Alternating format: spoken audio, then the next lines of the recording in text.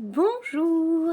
J'avais envie de reprendre un petit peu la série où j'avais commencé à parler de différentes problématiques qu'on pouvait avoir au quotidien et comment les plantes pouvaient nous soulager, nous accompagner au mieux. Donc la dernière fois c'était sur l'acné et cette fois-ci je continue avec les acouphènes. Donc les acouphènes en fait ça va être un souci de l'oreille interne. Et une fois que ça a été diagnostiqué par un médecin, on peut, pourquoi pas, faire des tentatives différentes pour améliorer la situation. Donc il y a des techniques mécaniques. On peut aller voir des ostéopathes qui peuvent se spécialiser, qui peuvent être spécialisés justement dans ces soucis d'acouphènes. Donc par des techniques en fait manuelles, on peut améliorer les choses.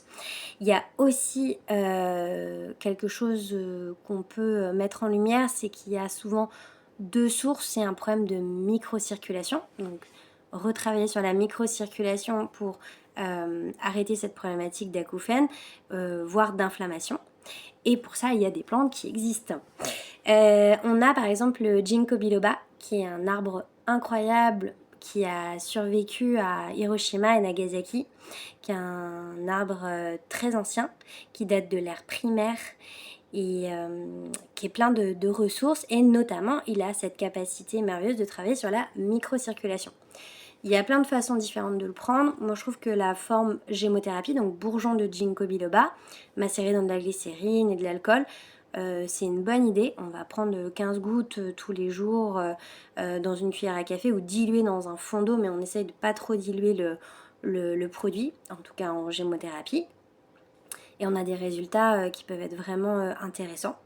Il va activer la microcirculation cérébrale, il va jouer aussi sur une meilleure concentration, meilleure mémorisation, il va jouer aussi sur tout ce qui va être dopamine, donc ça peut être intéressant aussi pour travailler sur son moral, sa joie, etc. Il y a d'autres plantes aussi qui peuvent être intéressantes, je pense à la petite pervenche qui a aussi une activité chouette sur les acouphènes.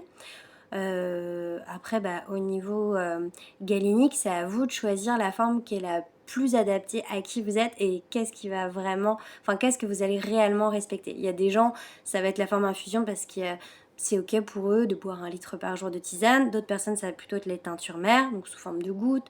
D'autres, ça va plutôt être des gélules.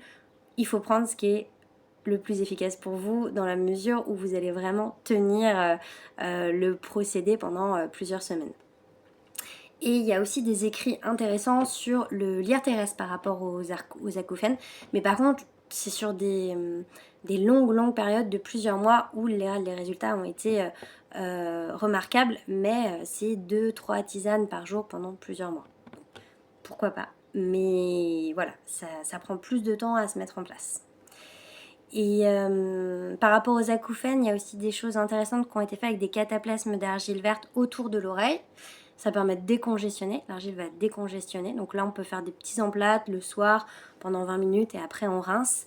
Ça peut aussi apporter un vrai soulagement. Et on s'est rendu compte qu'il y avait un rapport avec le déficit en magnésium sur les acouphènes. Et donc, on peut déjà tabler sur l'alimentation. Donc, apporter une alimentation qui est plus riche en magnésium. Je sais pas, chocolat noir au hasard. Chocolat noir, mais tout ce qui va être aussi céréales complètes, légumes, enfin toutes les sources possibles de magnésium vont être intéressantes, voire en complément, si vous souhaitez en plus vous supplémenter davantage. Peut-être faire aussi attention quand même au sel qui du coup va restreindre, donc attention à sa consommation de sel, ça peut être important. Et aussi sur le plan peut-être subtil, essayer de voir ce qui peut se jouer pour vous. Pourquoi toujours dissocier finalement le psycho-émotionnel du physique?